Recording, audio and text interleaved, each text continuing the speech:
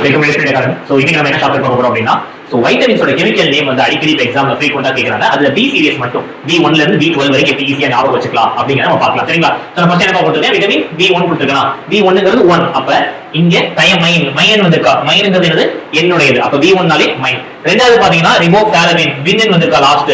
வின்னா ரெண்டு பேர் இருக்கணும். அப்ப எனக்கு B2. சரிங்களா?